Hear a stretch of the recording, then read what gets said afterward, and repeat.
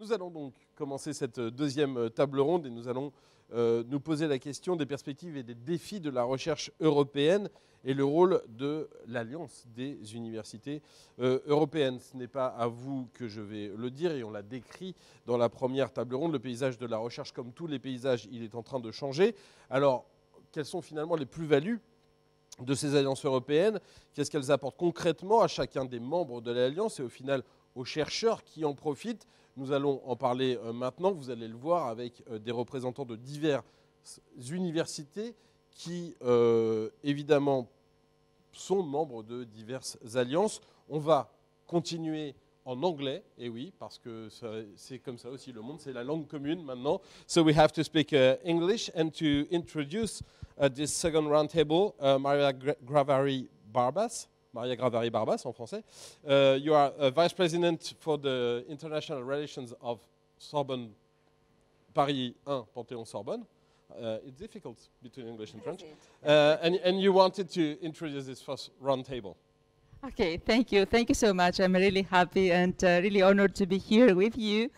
Unfortunately, Professor Didier Georgakakis, who was in fact supposed to participate to this roundtable, will not be able to be with us.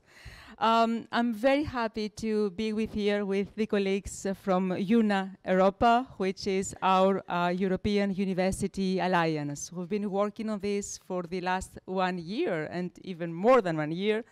And we are now preparing very, very actively the call which is to be submitted to the European Union for February the 28th. I'm here with colleagues, and first of all, I would say with friends, because we are working on a kind of adventure. We are extremely, we find this adventure extremely seductive, but it is an adventure, and we will try to be ready for this challenge, which is to create a kind of new European paradigm, a new European paradigm of a strategic partnership between European universities, and obviously this will impact a lot European research. So the questions that we would like to discuss today is, what is, in fact, the added value of those alliances for European research? What will bring the fact to be not only one major, excellent university, but really working in a kind of strategic and totally articulated basis with other partners? What will be the added value for our researchers? How our researchers will really work with each other, how these strategic alliances will also transform the educational European landscape. And of course, we will speak also more specifically about our European alliance, but obviously the question here is what globally this new paradigm will bring to Europe. We know that those questions are extremely important for Europe today. We know how Europe is fragilized by several major challenges that is facing today, and how, in fact, the position of Europe could be extremely important politically. I will just present very briefly my colleagues. So in my right hand, Stanislaw Kistryn, who is Vice President for Vice-rector for Research and Structural Funds in the Jagiellonian University in Poland. Antonino Rotolo, Vice-rector for Research. And Miriam Hartlapp, who is Professor of Comparative Politics in the Freie Universität in Berlin. In my left hand, Alessandra Scagliarini, Vice-rector of International Relations, and Alvaro Torrente, Director of the Instituto Complutense de Ciencias Musicales, and Jan Wouters, who is Professor in international law. So I give you the floor for the debate. Thank you. Thank you very much, Maria. I would like you to pass the microphone to your right neighbor, Stanislaw, Kistryn, good morning. We're going to start with you. The first question we wanted to ask you is a little bit global, but I think it's essential. What is, according to you, the new panorama of the landscape European research? Maria was talking about a new paradigm. Is there a new landscape, a new paradigm, really? So first of all, welcome everybody. Thank you for invitation. I am really honored to be present and to take part in this round table and to promote Europa. That's also a task which we want to do. Well, as you know, well, we have in Europe kind of I would not say stagnation. I am vice president for 6 years already, so I am not more scientist, but still, pretending that I know what happens in science, I think I am physicist, so I think it's going on quite well. The research in Europe is doing quite fine. We are cooperating with different groups in with different aspects. However, what we are lacking is a impulse for new and really leaps, not just walking forward. We are preparing for new framework program, the Horizon Europe, the successor of Horizon 2020, and there I would say there are two new aspects. One is continuation. It's not new, but continuation is always good. Continuation on excellence. So in first pillar, which is called open science, but it's really concentrated on excellence in the European Research Council, Maria Skłodowska-Curie actions, and so on. So it's good. The second pillar, however, is global challenges. These are something which has to do with, we know, there are global challenges which are, let's say in this, in the language of, global, it is global strategic development goals we have to address. And there are missions. The mission-driven research is very important. Mission is close to passion, and what we are lacking is a common passion to put our development forwards, and that's something which I think through this mission, which are some holistic approach to well-defined problems, but problems which are quite globally, quite general, that we can, and we think we can attack, and we can achieve the assumed goals. And here I would like to switch to one more point, namely what we can do as universities in smaller or larger alliances. First, we can do different things, but I would say I would talk about one thing, namely creating new research culture. That is something which sounds pretty abstract, but that is helping our within universities. We as vice presidents and policy makers at the university levels, we should help our colleagues to do efficient research, in the sense to allow them work less on administration, to supply them with the skills which are very important, to tell to the environment that, the things are being done at universities and they are important. So the communication skills, the negotiation with business, which is very difficult, and also, that they have to be prepared for lifelong learning themselves as professors, also to change habits, to change subjects. And that I would say that we have to do at the universities, and perhaps it's this 6 we can say, we have all that.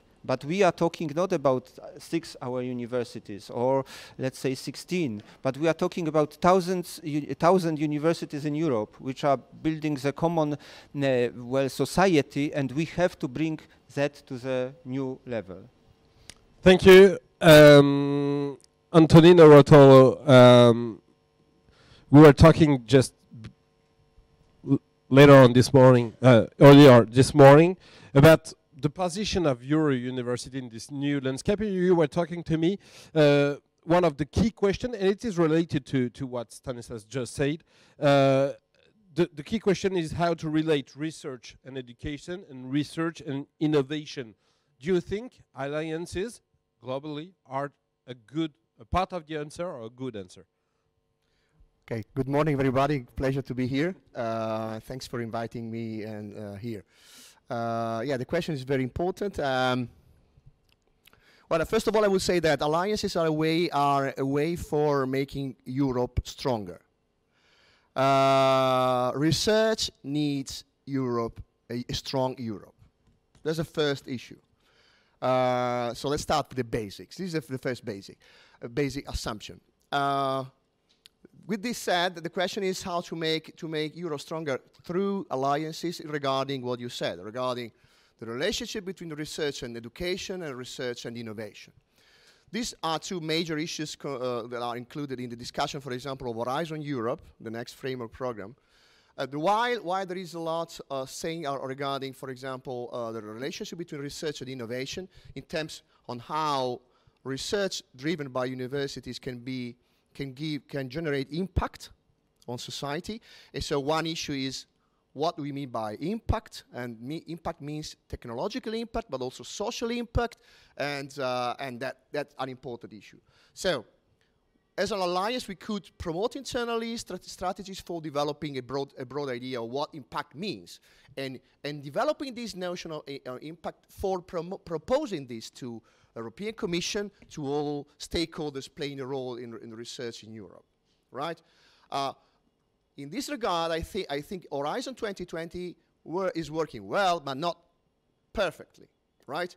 There's much room for developing new ideas of impact, by the way, including different schemes and instruments. So, as an alliance, we should experiment new instruments for promoting this idea, for linking our program of research with a program, for example, for supporting startups and spin-off, or something else. Well, there are many different things we can do together, but we can experiment a lot of new instruments regarding IPR, regarding open science, open innovation, stuff like that. The second part is about the research and education. I think here things are less clear than research and innovation at the European level. All are discussing about innovation, but even though we all in Europe mentioning the link between research and education is not clear enough what this means concretely. So one important point for our alliance is to develop and to spell out what research and innovation and education can play with each other. I see here one important keyword, which is PhD programs, doctorate programs. Because this is a way through which you see the clear connection between education and research, and also in the long run is a way for establishing a long-term collaboration among the universities. Because Una Europa is a long-term structural collaboration, which goes beyond the European call. We want to work together independently of European funding, right? Long-term collaboration means that we should develop our, amalgamate our research interest. And for doing that, PhD programs are the key notion. So one major issue is this. And lastly, I would mention interdisciplinarity, which is basically the glue for making it possible that these different instruments can work. I think that these keywords will be a core business for Una Europa. Thanks.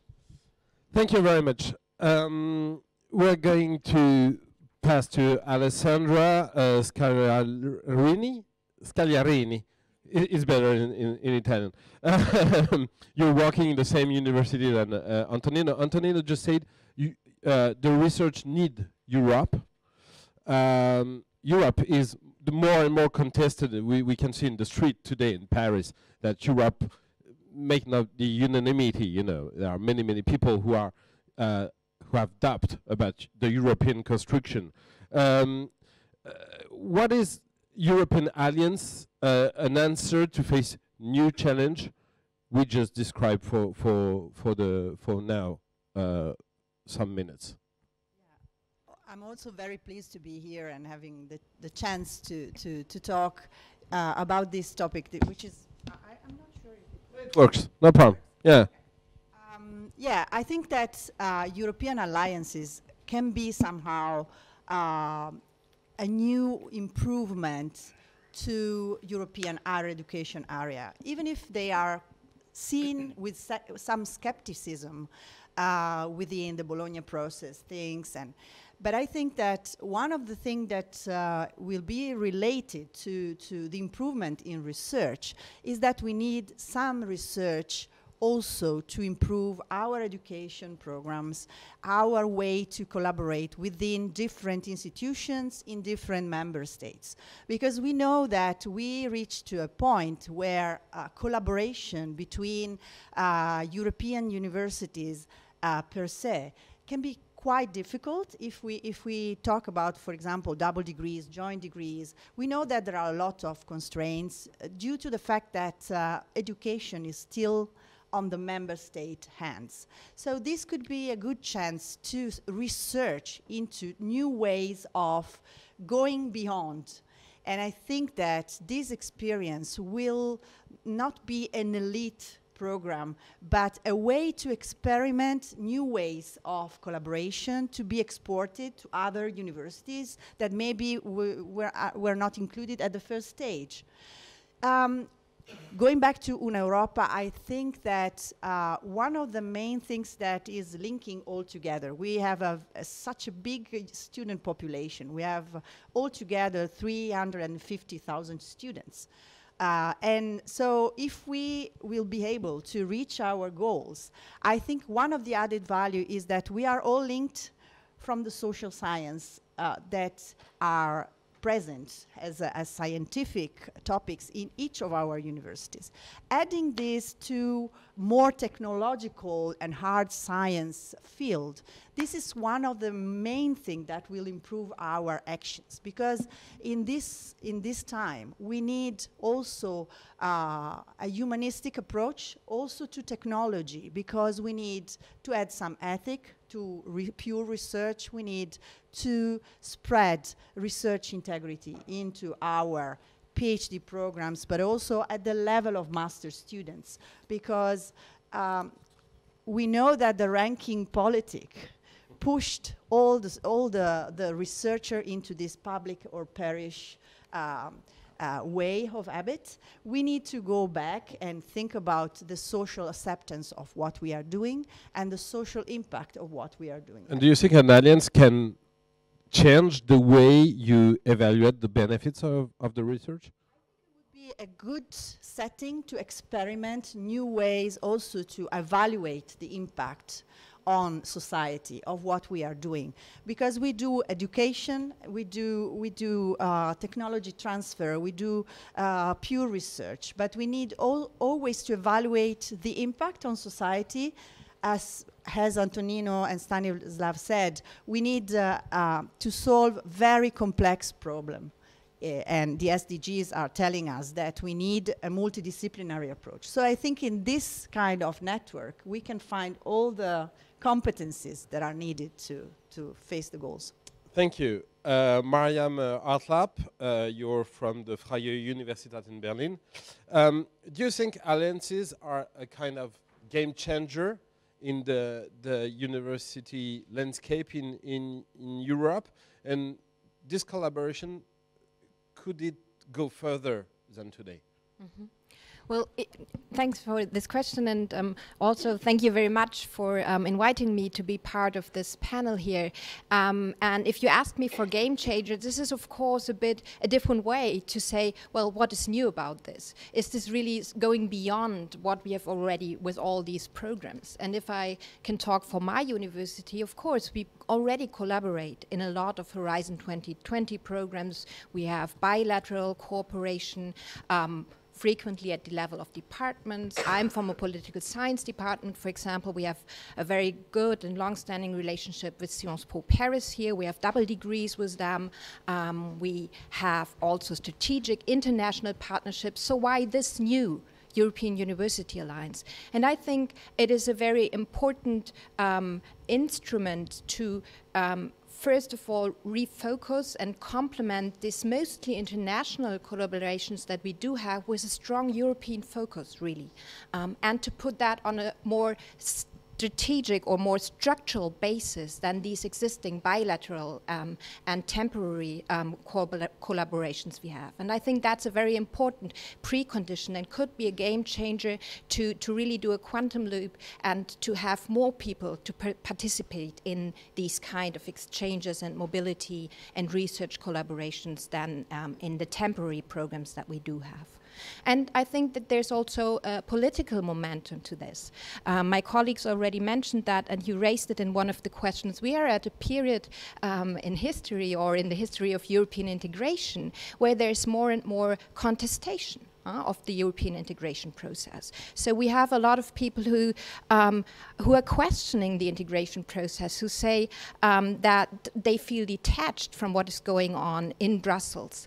And I think that a strong and visible European University Alliance program is a way to say that European integration is not only about market making, but that there is also a more educational focus in that, and that there's something else that Europe can transport and can put to life in a way.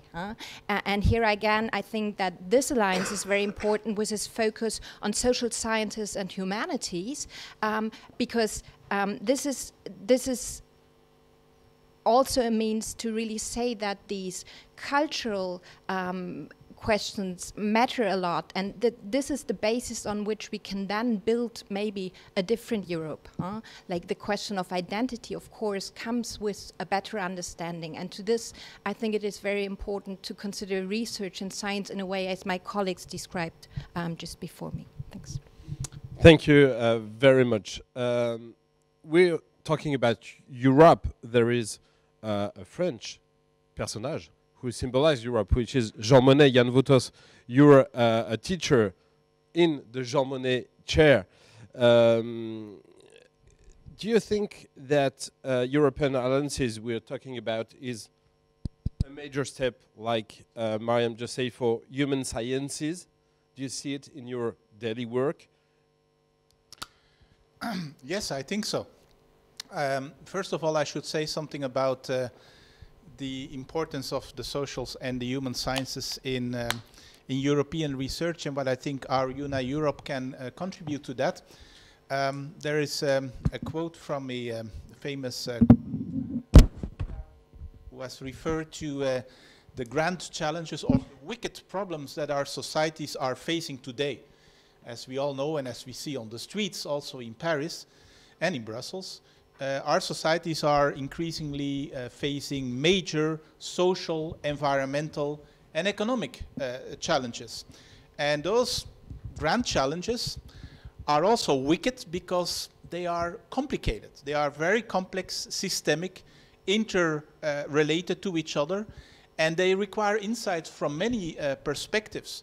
And so we think indeed that it is essential that those complicated societal problems by the universities are approached from multiple scientific perspectives. In other words, that the social, the human sciences have to work together with other sciences, but also with other actors in society, including public, private, and even other sectors, in order to cooperate and get a deeper insight. And that, I think, is also the challenge for the European programs in the future. We need to make sure that the social sciences will have their place in the European programs, that they are not just there as a kind of, a handy help for some of the hard science grant programs, but that they are really engaged from the very beginning in the development of the research themes of, say, the European research programs and in the actual implementation of those research projects. That's because, as Antonino said, the research has to be related to innovation and to education. So you have to put human sciences in the heart of the, I would say, like research conception. Yes, I think so. And if I may say something about the link between our university network, the Europa, and research, it is true that the initiative for the first call of the European Commission is mainly focusing on the, say, European higher education space. And I'm a little bit disappointed that in the actual call there are not more synergies between, on the one hand, the European higher education area and the European research area on the other hand. I'm just afraid that this is the result of some existing silos, including the DG structures in the European Commission. And I have been told, but maybe these are just rumors, that in the next pilot phase of the European University Networks Initiative, that the DG research may become more involved. I think that's really very important for the future. Because indeed, as we know already now, with our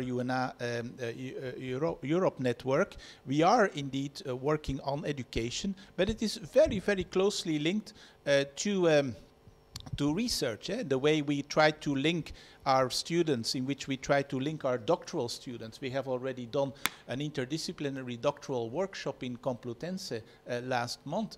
There are further plans for joint degrees at all levels, from bachelor to PhD. So it is very clear that this involves all layers of university learning and research, including probably also the prospect, which I would very much encourage, the prospect of joint appointments, professorial chairs at multiple universities. I think that would be really excellent to give a further boost to our joint research. And let's also not forget, when we look at the European programs, the European Research Council, for instance, the ERC, offers some very interesting opportunities for people from the UNA network to work together in a very integrated manner. Through so-called synergy grants and so on, you can do amazing things together. So I think we're only at the beginning of exploring all those great opportunities. And you offer me a perfect transition, because Alvaro Torrente has been awarded by the European Council, Research Council. Congratulations. This council is not only made to give awards, it gives you the possibility to build teams for research projects. How can you mix your award and the possibility it is offered to you with this European Alliance or other European alliances? Well, first of all, I want to say that I'm very pleased to be here representing my university. As you have said, I'm not part of the ruling team of the university, but a researcher, so my point of view is going to be different. And answering to your question, I think that I have to say that European funding for higher education has changed my life twice.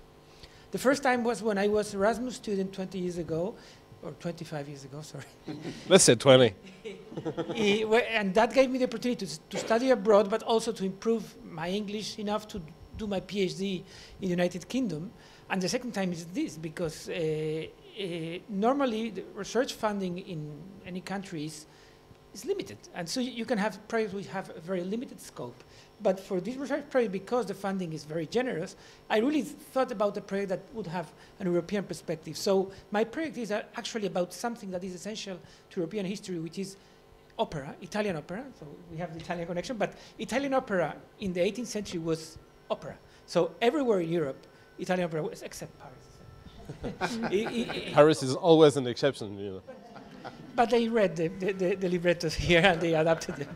But it's true that this kind of funding gives you the opportunity to think in a different level. And of course, if I'm going to work about something which has connection with all the countries, my team will be international. In fact, I have in the advisory board a professor from Bologna, a professor from Vienna, so from different countries. And I hope to incorporate the researchers. I mean, actually, the contract is being signed this week, so I'm starting in January, and I will make a call for applications for mostly music, but it's not only music. I want a computer scientist, I want experts in libretti, so it's going to be interdisciplinary. Is the goal of this network. Of course, this started before the network existed, but having a network like Una Europa with universities which have such a strong research component would certainly help to create projects like this. And I think that what these universities need to do is to try to understand better the challenges that academics have to put together a proposal like this. Because it is very difficult I spent almost 2 years to prepare the proposal, but I was successful. But sometimes people don't do it because they don't have the support. And I think that one of the goals of this network could be to create resources to help people to make proposals together for different programs in Europe. So it is a way to break the silence Jan Votos was talking about. Is it a way, and after we are going to take questions from the audience, but is it a way to attract the best talents, to keep them in our university, our European university? We know that some are tempting to go to Asia, to United States. Is it a way to keep European talents in Europe? I don't know who wants to answer to that question, but you can. Let's go. I think that from my experience, I come from a very peculiar field. I'm a musicologist. You may have never met one. But, I mean, musicologists... We're very happy to do so today. One of the main differences I find between Europe and the United States is that, I mean, North America, I would say, is that there they have a common market for academic jobs and research jobs. So you go there to the main events, and you have the opportunity to meet people from Vancouver, from different universities all around the country. So that makes an unity of labor market, and it's something we don't have in Europe. So if I try to attract talent from Italy, for example, after 3 years or 5 years after the project, I will have difficulties to keep this person working. And that is a real problem for keeping talent in Europe. Stanislaw, Kistryn? I can add to this one thing, maybe controversial. It's not a problem. I think that, as I say, I am physicist, so for experimental, so I need infrastructures. Not every infrastructure is around at home. It's not a problem that people are going somewhere and working and learning and exchange experiences. The problem is that they should return afterwards to, well, home or to some other place and further distribute what they have learned. And those instruments, well, are kind of lacking. That's true, and that's also the question of employment and so on. So, and well, I think that we will try, at least even if the instruments are lacking as a network, we can try to facilitate the small-scale instruments, which will then make people think that it is worth coming back to our universities and continue work in the international, interdisciplinary environment. Someone else? No? Do you have any question in the audience? Vous pouvez la poser en français, j'essaierai de traduire. I will try to translate if you need. No? You can do so. No. I have questions, because that's my job to have questions. How, you know, Europa is a quite young alliance. How can you promote this to say to other university, or to join you, or to create other alliances? Because you need to have many alliances like that to be, you know, efficient. Perhaps Maria, do you want to answer? Well, it is true that this is a new alliance. We've been working together for, as I said before, more than 1 year. On the same time, there are a lot of other alliances which are created, and this, and I think the colleagues insisted a lot on this, this will change dramatically the European landscape for both research and education. I think that today we are not even able to imagine how this European landscape of education and research will really be in a 10 years' time, if really all those alliances really work as they're expected to work. And just to make a bridge with what had been said in the conclusion of the previous roundtable, they spoke about these 3 levels of Europeanization, internationalization, and globalization. And I think this is important to keep in mind, because obviously the first step, and this is extremely important, is about Europeanization. The colleagues said already that we've been, all of us, working with a lot of European partners. The Bologna process is a kind of, it belongs to the DNA of European universities by now. Our colleagues in Bologna will celebrate this June. So Obviously, those tools exist already, but we are now speaking about not only a qualitative, but also a quantitative change, and we have to understand those two evolutions, quantitative and qualitative, as they are really announced and in their relationship. So a huge change in terms of Europeanization, and this is, I think, our main objective. But also about the international situation of our universities and of our alliance, because this is something which should be said here. The idea is not really to be in Europe for Europe and only in Europe. The idea is really to be strong in our presence outside Europe. And I think that all those 6 universities here, by their common work, they will be able to bring a much stronger response to the challenges European universities face today in a context in which obviously the place of Europe is not the same that it used to be in the beginning of the 20th century. When we see how Europe is today in terms of research and try to see it in a kind with a certain lucidity, we know that a lot of challenges moved since several years, already several years in the United States or North America, and now more and more in Asia. So in terms of internationalization, we do have a lot of challenges on which we need to work. And our colleagues, again, in the first roundtable, spoke a lot about globalization, but globalization as a global thinking, as a global understanding of global challenges that we face today as universities, as researchers, as citizens also. And I think that here we have a very, very important role to play. And if I may say just a last thing, we are speaking about relationship between universities, but don't forget that we are speaking also about a much more systematic, in fact, relationships that will be created through our universities with local societies. And the relationship that, thanks to our universities, will be created between the societies and the milieus of our universities. This is extremely important because obviously the idea is not only to produce research. The idea, and this is extremely important today, is to disseminate research. And I think that one of the main forces of our alliance will be also in our capacity to share, to disseminate, to work with our societies.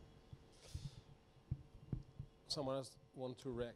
So I just add to what Maria said, that what one of our main goals is to work, when we are working on solutions, to work on that we have scalable solutions. Scalable from the size of 6 to the scale of 20 to the scale of 100, so that we are, even if eventually there are 20 such alliances founded.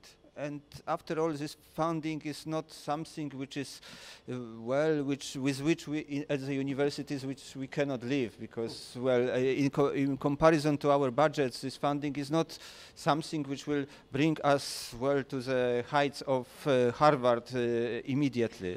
No, but we want to create sustainable, efficient cooperation, which will be an example for further distribution of this, not only research, but different instruments which will enhance visibility of research, of education in the society, and which will really be an example for, let me say, living together, and what we are quite lacking. And finally, if we are working on, even in the, what I started with missions, so if the mission is, 100 carbon-free cities, fine. When we have 100 in Europe, it's fine. But we need carbon-free cities all around the world, and that's scalable. That must be scaled in its every aspect. So, Jan Wouters?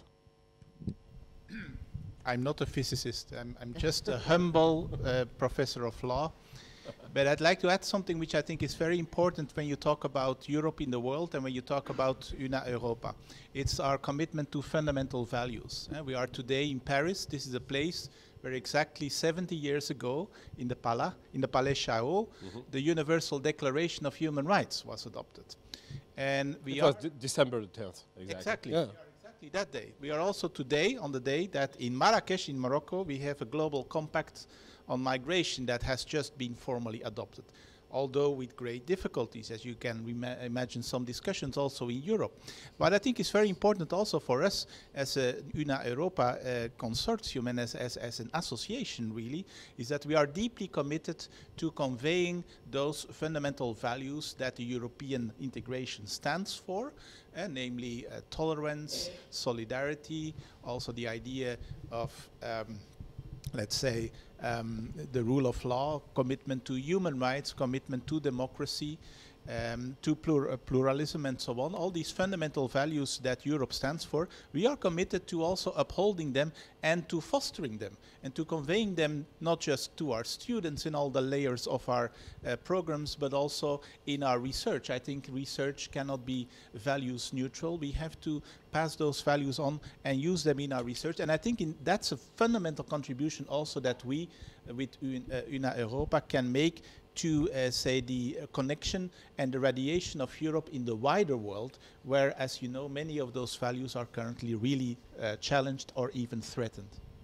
Antonino. Yeah, I'd like to add the fact that those alliances should be scalable, should produce scalable instruments, make the alliances not competitive. I mean, they are not strict and closed circles, right?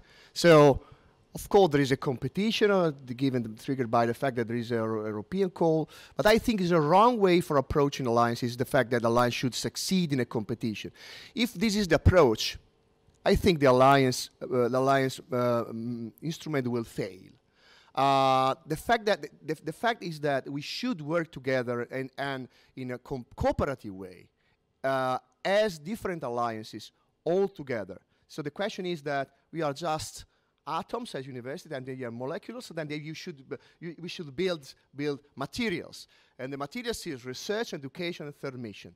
Okay, that's the approach. I would say that students are ready. When I was in Bologna, when we launched the initiative in spring, students came to us and they asked us, when can we enroll? When can we enroll in such a European university? So the fact that young generations are ready for that, right? So of course it's more challenging for researchers because research is not obvious, but there are instruments. Jan mentioned, for example, in terms for ERC, the synergies, building up ERC communities, building up research communities. There are many ways to do that, working on PhD programs. But the thing is that we are ready. It's just a matter of breaking the barriers, but we are ready. And I think I'm very confident we'll manage. To finish, maybe, yeah, Maria? And it is important also to insist on the possibilities those alliances offer in terms of transdisciplinarity. I think this is extremely important. Obviously, inter or transdisciplinarity is extremely important for each university, and each university present here tries to do it in the scale of every university. But trying to build, and to speaking really about building this interdisciplinarity between 6 universities is a great adventure. And it's an adventure that really can take us much further away that we could eventually do it in our university. We started working on this in Europa. We started working on 3 totally transdisciplinary themes, topics, and we can see already how extremely attractive and interesting it is for researchers, for students, for PhD students. And yeah, I think this is one of the main issues on which we will really not only build this alliance, but build also the added value we spoke before. And to conclude, is it a closed club? Is it 6 in the alliance and that's all? Or do you want some more universities to join you? And why? Well, this is a totally open and very accurate question, because we are discussing about the possibility of adding new universities. The idea is obviously not to be a closed club. I mean, any association or any consortium which is finished is finished. So I mean, in a way, if we say okay, we close the door, is a kind of sclerosis approach, which is not really, I think, what we are want now. So this is a kind of open question to which we are still thinking about.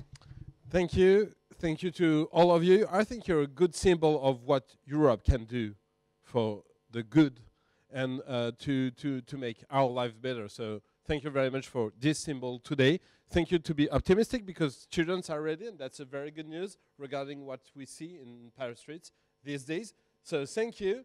Thank you to all of you for being here today, and see you later. I think we have a lunch now. Yeah. Hmm?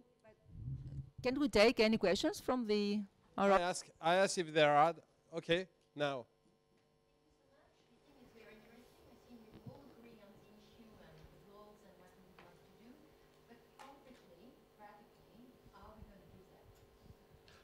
Wow. we need another 2 hours for this. This is a real journalistic question. Not that I give you the answer, I give you another formulation of that question. So for me, it has been said, the call for alliances is not a research excellence initiative. That's clear. It's another kind of excellence, so cooperation excellence.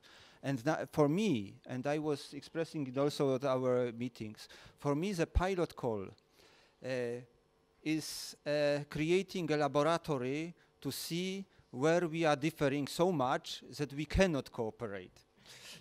For instance, we are transnational cooperation, so the law in different countries is completely different when we talk about, well, employment, assurance, transfer of credits.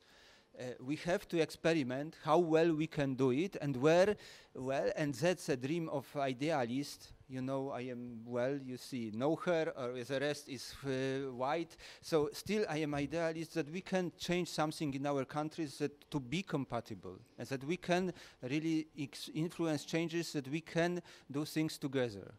So that's my expression. And Miriam?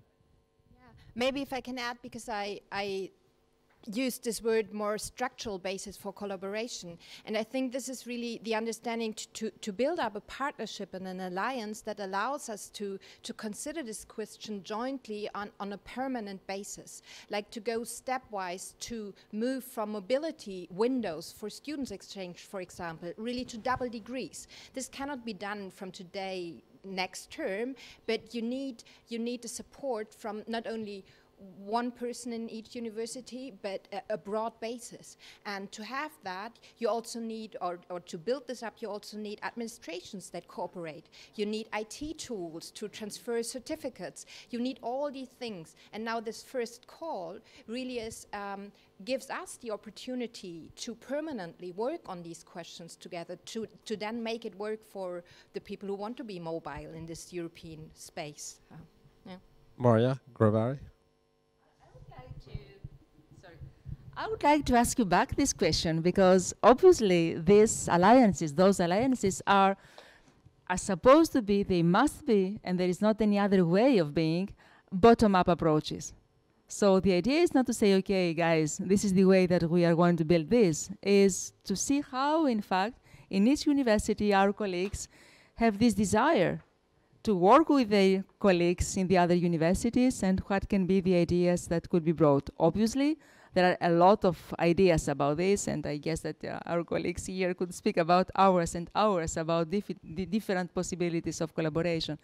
But this is, I mean, an open forum, and it should be really built on the base of the desires of our colleagues and the expectations of our colleagues. I have another question.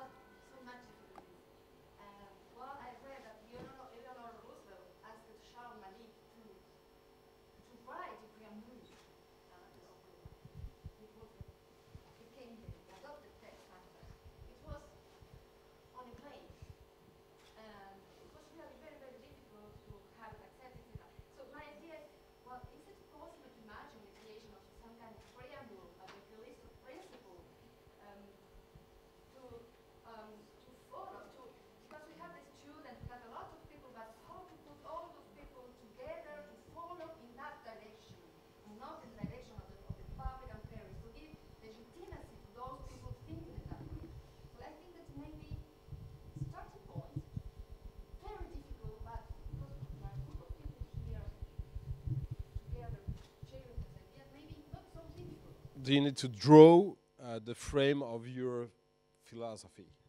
Yes. Wouters? Yes. Yeah. Well, when we started to work together, the first thing that we realized that the first fundamental value of university is autonomy. But according to European University Association, we are very different also in that.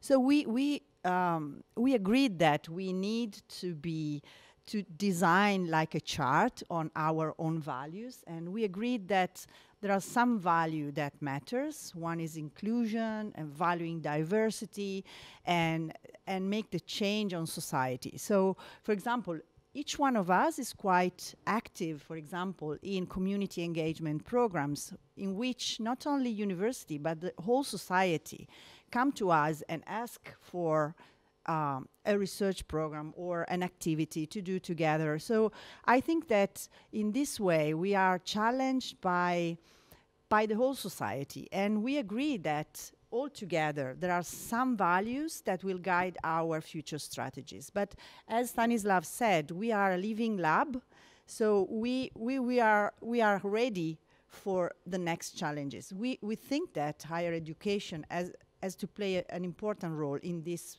particular time, and we are ready to do that.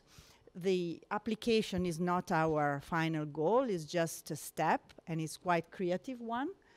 But we are guided by our own values, and we think that working all together, also with the people from the administrative part, because we see that they are very committed in trying to sort out which are the best solution to reach the goal of making a difference in our social impact. That is education, is research, is third mission, and knowledge transfer as a whole, not just patenting, but transferring knowledge with museum, arts, music, sport, and other things that are very important to feel society in a different way, even if it's a challenging time. Jan Wouters?